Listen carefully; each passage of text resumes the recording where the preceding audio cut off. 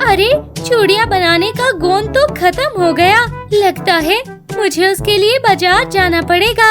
ऐसा सोचकर नीलो चिड़िया बाजार की तरफ निकल पड़ती है और वह कालू कौवे को ज्यादा पैसों में चूड़िया बेचते देख लेती है। नीलो चिड़िया घर घर चूड़ी बेचने का काम करती थी। नीलो चिड़िया का व्यवहार बहुत अच्छा था, इसीलिए जंगल के सारे पक्षी नीलो चिड़िया से ही चिड़िया खरीदना पसंद करते थे। अरे अरे नीलो चिड़िया, मेरी पत्नी के लिए वो हरी चूड़िया तो देना। अरे मिट्ठू भाई, आपका तो रंग भी हरा होता है, तो हरी चूड़िया आप पर जचेंगी नहीं। आप ये लाल और पीली चूड़िया खरीद ले। अरे ये तो मैंने सोचा ही नहीं। अच्छा हुआ जो आपने मुझे ये बता दिया। फिर मिट्ठू तोता चूड़ी खरीद कर वहाँ से चला जाता है। शाम होने तक नीलो चिड़िया की सारी चूड़ियाँ बिक जाती हैं और वे अपने घर चली जाती हैं। करवा चौथ का त्योहार आने वाला है, मेरी चूड़ियाँ हर बार कम पड़ जाती है। क्यों ना इस बार मैं ढेर सारी चूड़ियाँ बनाकर रख दूं। परंतु मेरी जगह पर कौन चूड़ियाँ बेचेगा फिर? ऐसा सोचकर नीलो चिड़िया चूड़ियाँ बनाने लगती है और उन्हें अगली सुबह बेचने के लिए चली जाती है। और तभी उसे कालू कौवा नजर आता है। अरे छोटी चिड़िया, मेरा मजाक मत उड़ाओ, मैं बहुत जल्दी कोई ना कोई काम ढूंढ लूँगा। अरे नहीं नहीं कालू भैया, मेरा वो मतलब नहीं था। मैं तो बस ऐसे ही पूछ रही थी कि आपके पास कोई काम धंधा है या नहीं। अरे नहीं नहीं, अभी तो मेरे पास कोई काम नहीं है। अगर आप मुझे कोई काम दिला दे तो आपकी बहुत ज्यादा मदद होगी। अरे कालू भैया, हर साल करवा चौथ के त्योहार पर मेरी चूड़ियाँ कम पड़ जाती है, इसीलिए मैं दिन रात चूड़ियाँ बनाऊंगी। आप मेरी जंगल जाकर चूड़ियाँ बेच आओगे ना? अरे ठीक है चिड़िया बहन, मैं जंगल जाकर चूड़ी बेच दिया करूँगा, परंतु एक दिन के पूरे 500 लूँगा। ठीक है कालू भाई, आप कल से मेरे घर आ जाना। ऐसी बातें करके नीलो चिड़िया वहाँ से चली जाती है। अगली सुबह कालू कौवा नीलो चिड़िया के घर आ जाता है। नीलो चिड़िया उसे चूड़ियों से भरा टोकरा दे देती है। अरे नीलो चिड़िया, आप आराम से चूड़ियाँ बनाओ, मैं अभी जाता हूँ और ये सारी चूड़ी बेच कर आता हूँ। फिर कालू कौवा वहाँ से चला जाता है और खूब मन लगाकर चूड़ियाँ बेचने लगता है। चूड़ियाँ ले लो चूड़ियाँ, नए नए डिजाइन की चूड़ियाँ ले लो। चूड़ी वाला, नए नए डिजाइन की चूड़ियाँ ले लो, रंग बिरंगी चूड़ियाँ ले लो। अरे होय कालू, तूने कब से चूड़ी बेचने का काम शुरू कर दिया है? नहीं नहीं कबूतर, ये चूड़ियाँ तो नीलो चिड़िया की है, मैं तो बस इन्हें बेचने आया हूँ। हाँ, तभी मैं कहूँ कि नीलो चिड़िया आज चूड़ियाँ बेचने क्यों नहीं आई। लूसी कबूतरी कालू कौवे से लाल रंग की चूड़ियाँ खरीद लेती है। फिर कालू कौवा दूसरी गली में चूड़ियाँ बेचने के लिए चला जाता है। शाम तक कालू कौवा सारी चूड़ियाँ बेच देता है और नीलो चिड़िया के घर की तरफ चला जाता है। अरे वाह कालू भाई, आपने तो आज के पहले ही दिन सारी चूड़ियाँ बेच दी। ये लो आपके 500 रुपए। ठीक है नीलो, अब मैं अपने घर को चलता हूँ, कल सुबह मैं आ जाऊँगा। फिर कालू कौवा अपने घर को चला जाता है और 500 का नोट अपनी पत्नी गोरी कौवी को दे देता है। अरे कालू कौवे, आपको ये 500 रुपए का नोट कहाँ से मिला? फिर कालू कौवा गोरी कौवी को सारी बात बता देता है। अरे गोरी जी, नीलो चिड़िया ने मुझे काम पे रख लिया है और वह मुझे हर दिन के 500 रुपए देगी। अरे क्या कहा कालू जी, आप नीलो की चूड़ियाँ बेचते हो? मेरे पास एक आइडिया है जिससे आपकी एक 500 की नोट की जगह कई 500 के नोट कमेंगे। फिर गोरी कौवी कालू कौवे को अपना आइडिया बताती है और फिर वो दोनों सो जाते हैं। अगले दिन कालू कौवा बिल्कुल वैसा ही करता है। वो अपनी चूड़ियों की टोकरी लेकर एक सुनसान सी जगह पर बैठ जाता है और एक भी चूड़ियाँ नहीं बेचता। अब आएगा शाम को मजा, जब चिड़िया को पता चलेगा कि उसकी एक भी चूड़ी नहीं बिकी। इस तरह कालू कौवा वहीं पर सारा समय बिता देता है और शाम के होते ही वो चूड़ियों का टोकरा लेकर नीलो चिड़िया के घर में चला जाता है। ये क्या कालू भैया, आज तो आपने एक भी चूड़ी नहीं बेची। आखिर ऐसा क्या हुआ है जो मेरी एक भी चूड़ी नहीं बिकी है? अरे चिड़िया बहन, अब हमारे जंगल में कई और पक्षी चूड़िया बेचने के लिए आए हैं और वह है सस्ते दामों में चूड़िया बेच रहे हैं, इसीलिए किसी ने भी मुझसे चूड़िया नहीं खरीदी। ये सुनकर चिड़िया दुखी मन से कालू कौवे से कहती है, कोई बात नहीं कालू भैया, कल से आप भी और पक्षियों के रेट से ही चूड़िया बेचना। ये सोचकर कालू कौवा बहुत खुश हो जाता है और वो मन ही मन सोचने लगता है, वाह, गौरी का आइडिया तो एकदम काम कर गया। अब तो मेरी कल से भल्ले ही भल्ले होगी। फिर कालू कौवा अगले दिन चूड़ी बेचने के लिए बाजार जाता है और कई पक्षी कालू कौवे को देखकर उसे घेर लेते हैं। अरे कालू कौवे, मुझे जरा ये पर्पल रंग की चूड़ियाँ तो दो, मैं कल से ही आपका इंतजार कर रही थी। अरे नहीं नहीं कालू भैया, आप सबसे पहले मुझे चूड़ियाँ दो, मुझे तो ब्यूटी पार्लर भी जाना है। ऐसे ही उन दोनों पक्षियों में झगड़ा हो जाता है और कालू कौवा मन ही मन सोचने लगता है, अरे अगर चूड़ियों के दाम ज्यादा कर दिए जाए तो भी सारी चूड़ियाँ आराम से बिक जाएंगी। ठीक है, मैं आप सभी को जल्दी जल्दी चूड़ियाँ देता हूँ, परंतु अब चूड़ियों के दाम पहले से ज्यादा हो गए हैं। अब जिसे भी चूड़ी खरीदनी है वो मुझे बताए, मैं जल्दी से पैक कर देता हूँ। ठीक है कालू भैया, आप मुझे 2 दर्जन चूड़ियाँ दो और ये लो आपके पैसे। फिर कालू कौवा सारी चूड़ियाँ बेच देता है और वो रात को नीलो चिड़िया के घर पर चला जाता है और उसे 300-500 के नोट दे देता है। नीलो चिड़िया, आज तो सारी चूड़ियाँ बिक गई, अब आप मेरे भी पैसे दे दो, मुझे अपने घर को जाना है। नीलो चिड़िया कालू कौवे को एक 500 का नोट दे देती है। कालू कौवा घर को आकर गोरी कौवी को 4-4-500 के नोट दे देता है। अरे गोरी जी, आपकी आइडिया की वजह से हमें 1500 रुपए की बचत हुई। उस चिड़िया को तो पता ही नहीं चला कि उसकी चूड़ियाँ अब सस्ते नहीं बल्कि महंगे दामों में बिक रही है। कालू जी, लगता है इस करवा चौथ पर हमारी कमाई भी अच्छी हो जाएगी। वह पति पत्नी बहुत खुश थे।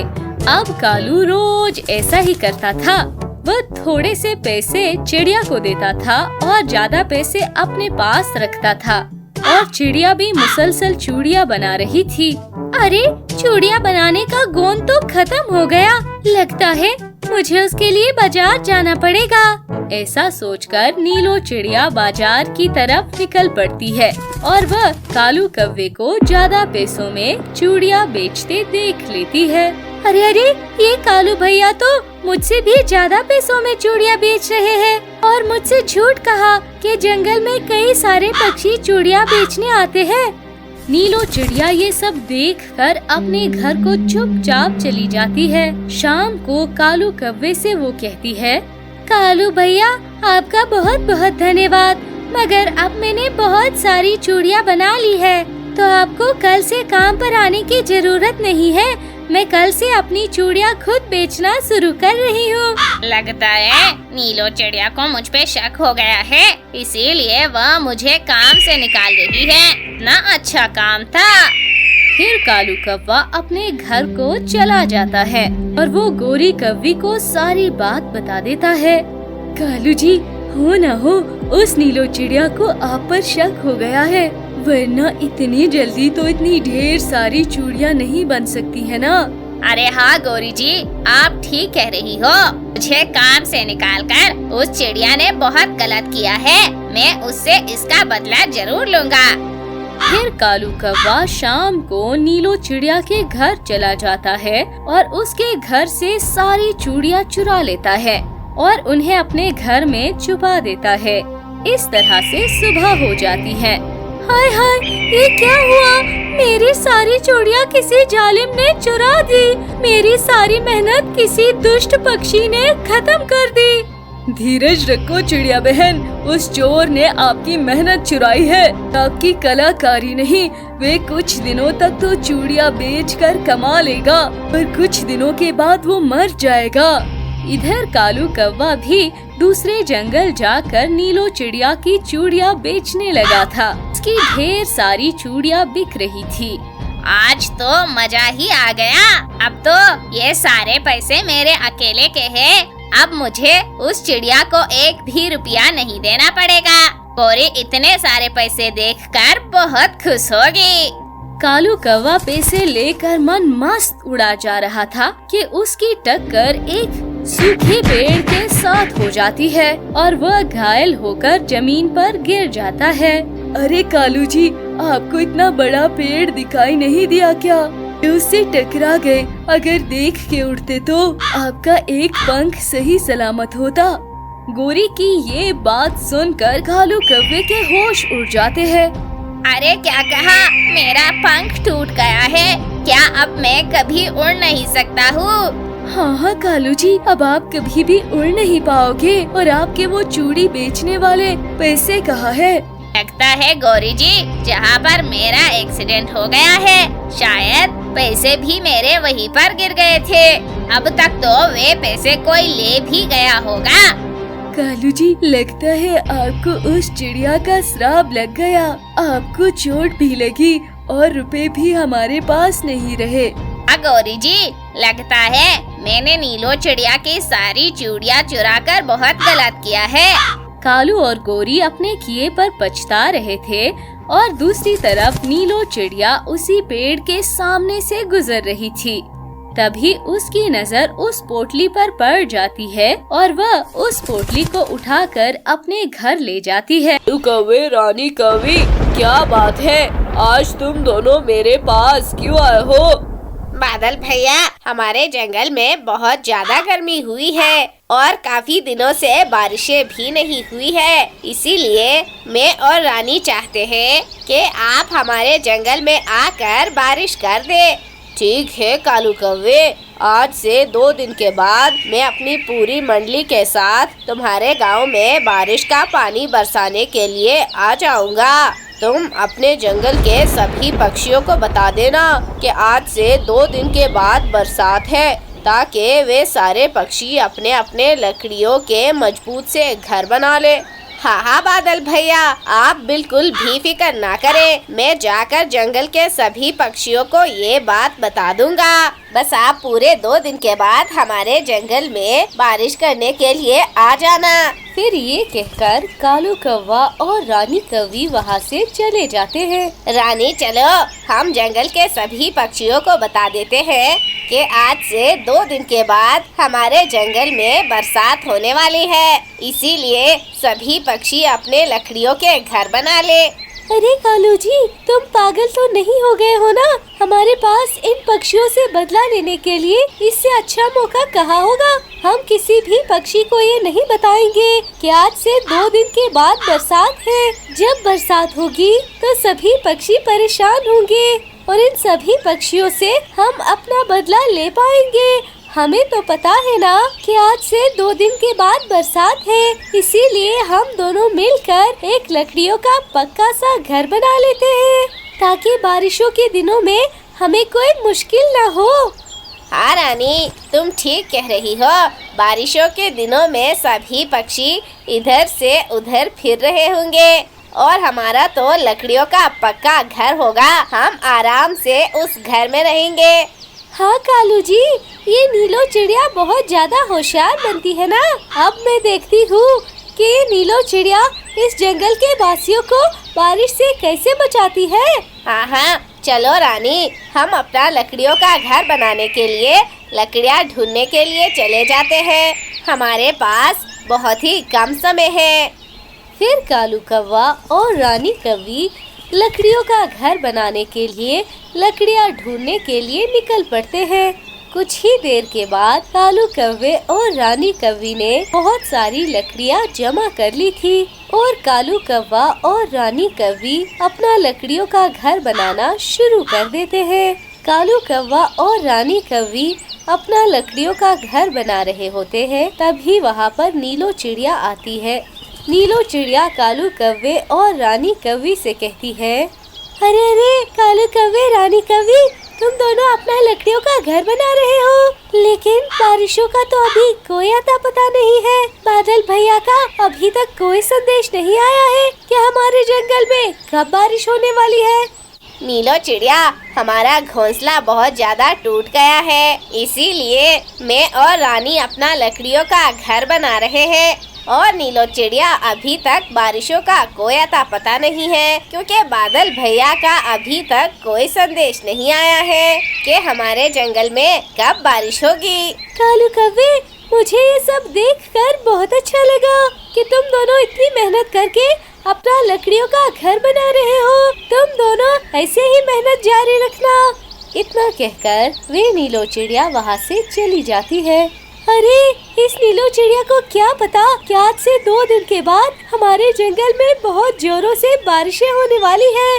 रानी कौवी, हर साल हम बारिश में भीगते हैं, इस साल जंगल के बाकी पक्षी बारिश में भीगेंगे और हम दोनों तो अपने घर में आराम से रहेंगे। फिर अगली सुबह हो जाती है। कालू कौवे और रानी कौवी ने अपना लकड़ियों का एक पक्का सा घर तैयार कर लिया था। रानी, हम दोनों ने अपना दिन रात एक कर अपना ये लकड़ियों का घर बनाया है। हम दोनों तो कल रात को सोए भी नहीं है। कल रात को भी हम अपना ये लकड़ियों का घर जो बना रहे थे, अब हम दोनों का ये लकड़ियों का घर तैयार हो गया है। हाँ कालू जी, कल बारिश होगी और हम अपने इस लकड़ियों वाले घर में आराम से रहेंगे और ये जंगल के सारे पक्षी बारिश में इधर से उधर भटक रहे होंगे। रानी, अगर ये पक्षी बारिश में मुझसे मदद लेने के लिए आए तो मैं इन पक्षियों को भगा दूंगा और इन पक्षियों को अपने घर में आने नहीं दूंगा। कालू जी, कल इन सब पक्षियों को लग पता जाएगा कि बारिश के इस ठंडे ठंडे पानी में कितना मजा आता है। अरे रानी, मुझे तो बहुत नींद आ रही है। चलो अब अपना भोजन खाते हैं और अपने इस लकड़ियों वाले घर में आराम से सो जाते हैं। 2 दिन गुजर जाते हैं और बारिश का दिन आ जाता है। जंगल में काले काले बादल छा जाते हैं और जंगल के सभी पक्षी बहुत ज्यादा परेशान हो जाते हैं कि ये काले काले बादल अचानक उनके जंगल में कहां से आ गए। बाप रे बाप, ये काले काले बादल हमारे जंगल में बिना बताए कैसे आ गए? बादल भैया का तो हमारे पास कोई संदेश नहीं आया था, तो फिर ये काले काले बादल हमारे जंगल में बारिश बरसाने के लिए कैसे आ गए यहाँ पर? बादल काफी जोर से गरजता है और जंगल में काफी जोरों की बारिश शुरू हो जाती है। जंगल के सारे पक्षी उस बारिश के ठंडे ठंडे पानी में भीग रहे होते हैं। अरे नीलो चिड़िया, ये क्या हो गया? हमारे जंगल में अचानक से बारिश कैसे आ गई? बादल भैया का तो हमारे पास कोई संदेश नहीं आया था, तो फिर ये बिना बताए ये बादल भैया हमारे जंगल में बारिश करने कैसे आ गए? नीलो चिड़िया, ये बारिश का पानी कितना ठंडा है, मुझे तो बहुत सर्दी लगने लगी है। नीलो चिड़िया, अगर हम सारे पक्षी इस बारिश के पानी में भीगते रहे तो इस तरह से हम सभी पक्षी बीमार हो जाएंगे। हमें इस बारिश से बचने के लिए जल्द ही कोई इंतजाम करना पड़ेगा। पक्षियों, ये बादल भैया ने हमारे साथ बिल्कुल भी अच्छा नहीं किया है। ये बिना बताए हमारे जंगल में बारिश करने के लिए कैसे आ गए? अगर ये हमें पहले बता देते तो हम सब पक्षी मिलकर अपना अपना लकड़ियों का घर बना लेते। पर नीलो चिड़िया, अब क्या करें? अब बारिश कितनी तेज हो गई है, अब हम इस तेज बारिश में कहाँ जाए? पक्षियों, कालू कौवे ने अपना लकड़ियों का पक्का घर बनाया है। चलो आज की रात हम सभी पक्षी कालू कौवे के घर में ही गुजारते हैं। फिर सभी पक्षी कालू कौवे के घर की तरफ चले जाते हैं। रानी, अभी तुम देखना कि सारे पक्षी मेरे पास आएंगे और वे मुझसे कहेंगे कि आज की रात मैं सारे पक्षियों को अपने घर पर रहने दूं। देखना मैं इन सारे पक्षियों को कैसे भगाता हूँ। कालू जी, आज हमें इन पक्षियों से बदला लेने का मौका मिला है। तो इन पक्षियों से अपने पुराने गिन गिन कर बदले लेंगे। इन पक्षियों ने हमारे साथ जो जो किया है। रानी कौवे के इतना कहते ही उनके घर का दरवाजा जोर जोर से बजने लगता है।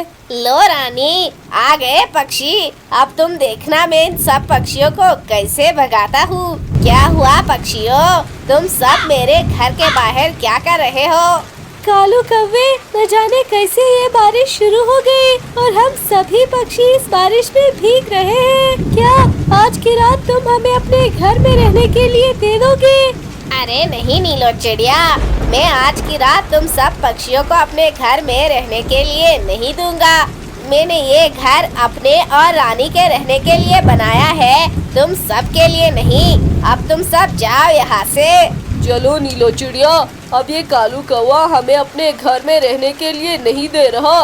चलो हम कहीं और चलते हैं। फिर सभी पक्षी उदास होकर वहाँ से चले जाते हैं। नीलो चिड़िया, अब हम करें तो क्या करें? अब हम इस तेज बारिश में कहाँ जाए?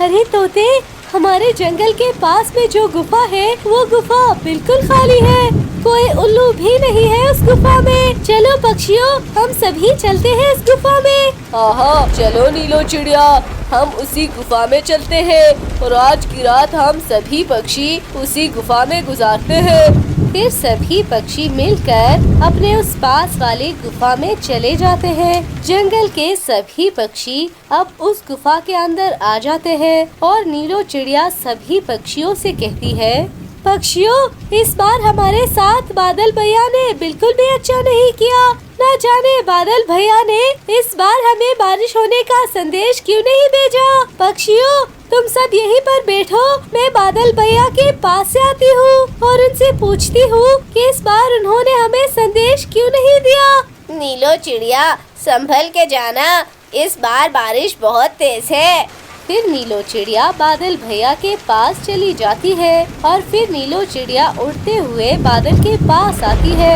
और फिर वे बादल से कहती है, बादल भैया, आपने हमारे साथ ऐसा क्यों किया? हमने आपका क्या बिगाड़ा था जो आपने इस बार हमें बारिश होने का संदेश नहीं दिया था? अरे नीलो चिड़िया, ये तुम क्या कह रही हो? मैंने तो संदेश दिया था कि तुम्हारे जंगल में बारिश होने ही वाली है। तुम सब पक्षी अपने अपने लकड़ियों के मजबूत से घर बना लो। अरे बादल भैया, आप क्यों झूठ बोल रहे हैं? आपने हमें कब संदेश दिया कि हमारे जंगल में बारिश होने वाली है? अरे नीलो चिड़िया, यकीन करो, मैंने कालू कौवे और रानी कौवी को संदेश दिया था कि जंगल में बारिश होने वाली है। वे जाकर सभी पक्षियों को बता दें ताकि सभी पक्षी अपने लकड़ियों के घर बना सके। क्या?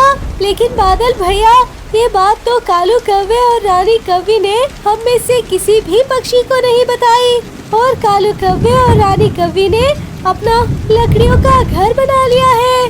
क्या कालू कौवे और रानी कौवी ने मेरा संदेश नहीं माना और उस कालू कौवे और रानी कौवी ने अपना लकड़ियों का घर बना लिया ताकि वे बारिश से बच सके और बाकी पक्षी बारिश में भीगे? अरे नीलो चिड़िया, तुम मुझे माफ कर दो जो मैंने संदेश कालू कौवे को दिया। अरे बादल भैया, इसमें तो आपकी कोई गलती नहीं है। इसमें तो सारी गलती वे कालू कौवे और रानी कौवी की है। फिर वे नीलो चिड़िया वापस उस गुफा की तरफ चली जाती है। इस कालू कौवे और रानी कौवी ने मेरा संदेश इन पक्षियों को नहीं दिया और जाकर अपना लकड़ियों का पक्का घर बना लिया ताकि वे बारिश से बच सके और बाकी सारे पक्षी बारिश में भीगे। मैं इस कालू कौवे और रानी कौवी को नहीं छोड़ूंगा, मैं इन दोनों को सजा दूंगा। फिर वे बादल गुस्से में कालू कौवे और रानी कौवी के घर की तरफ चला जाता है। फिर वे बादल कालू कौवे के घर के पास आता है और वे बादल गुस्से में कालू कौवे के घर के ऊपर बिजली गिरा देता है, जिससे कालू कौवे का घर टूट फूट सा जाता है और कालू कौवा और रानी कौवी भी काफी ज्यादा जख्मी हो जाते हैं। अरे कालू कौवे, ये क्या हो गया? ये बिजली हमारे ऊपर कैसे गिर गई? हमारा घर तो टूट गया है। रानी, ये सब तुम्हारी वजह से हुआ है। तुम्हें बहुत पड़ी थी ना इन सब पक्षियों से बदला लेने की। लगता है हमें इन सब पक्षियों से बदला लेने की सजा मिली है। हाँ कालू जी, हमें इन पक्षियों से बदला लेने की सजा मिली है। इस तरह से कालू कौवे और रानी कौवी को अपने किए की सजा मिल जाती है और वही उस जंगल के बाकी सारे पक्षी उस गुफा में आराम से सो रहे होते हैं। दोस्तों, इस कहानी से हमें ये सीख मिलती है कि अगर हम दूसरों के साथ गलत करते हैं तो हमारे साथ भी गलत होगा। तो इसीलिए हमें दूसरों के साथ अच्छा करना चाहिए ताकि हमारे अपने साथ भी अच्छा हो।